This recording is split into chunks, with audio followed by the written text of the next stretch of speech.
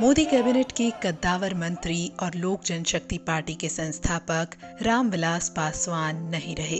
प्रधानमंत्री नरेंद्र मोदी, राष्ट्रपति रामनाथ कोविंद से लेकर गृह मंत्री अमित शाह और राहुल गांधी समेत कई दिग्गजों ने उन्हें श्रद्धांजलि दी। वहीं जब उनका पार्थिव शरीर पटना पहुंचा तो बिहार सीएम नीतीश कुमार भी वहां मौजूद रहे और उनको श्रद्धांजलि अर्पित की। मिलनसार स्वभाव के पासवान हर सियासी खांचे में फिट बैठ जाते थे। आइए बताते हैं रामविलास पासवान की वो 10 बड़ी बातें जिसने उन्हें एक सदाबहार नेता बना दिया। रामविलास पासवान का जन्म बिहार के खगड़िया जिले में 5 जुलाई 1946 को हुआ था। 3 भाइयों में रामविलास पासवान सबसे बड़े थे। करीब साल भर पहले उनके मझले भाई रामचंद्र पासवान का भी निधन हो गया था। अब उनकी पार्टी की बागडोर बेटे चिराग पासवान संभाल रहे हैं। रामविलास पासवान ने 2 शादियां की।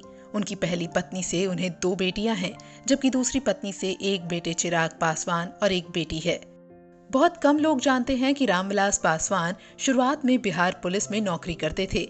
बिहार पुलिस की नौकरी छोड़कर राजनीति में उतरे पासवान पहली बार साल 1969 में संयुक्त सोशलिस्ट पार्टी से बिहार विधानसभा के लिए विधायक चुने गए। रामविलास पासवान ने सियासी करियर में 6 प्रधानमंत्रियों के साथ काम किया है। पहली बार वो 1989 में वीपी सिंह की सरकार में मंत्री बने थे।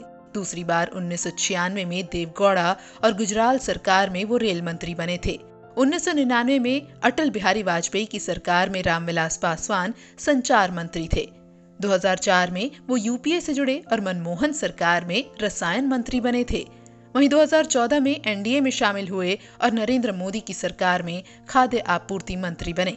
रामविलास पासवान कभी बीजेपी तो कभी कांग्रेस, कभी आरजेडी तो कभी जेडीयू के साथ कई गठबंधनों में रहे और केंद्र सरकार में मंत्री बने रहे।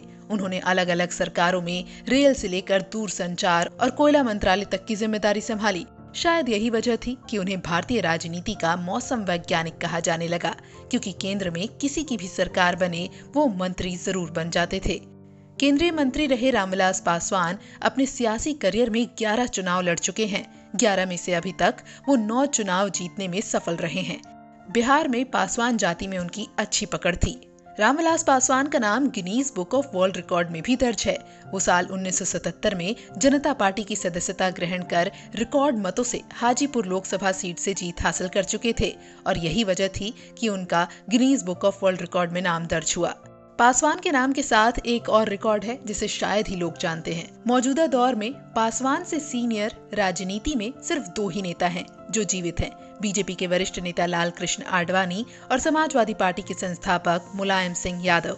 यही दोनों पासवान से राजनीति में वरिष्ठ हैं, लेकिन दोनों सक्रिय राजनीति से किनारे कर चुके हैं, जबकि पासवान अभी तक राजनीति में सक्रिय थे। रामविलास पासवान जेपी को अपना आदर्श मानते थे और छात्र जीवन से वो समाजवादी आंदोलन में बढ़ चढ़कर हिस्सा लेते रहे।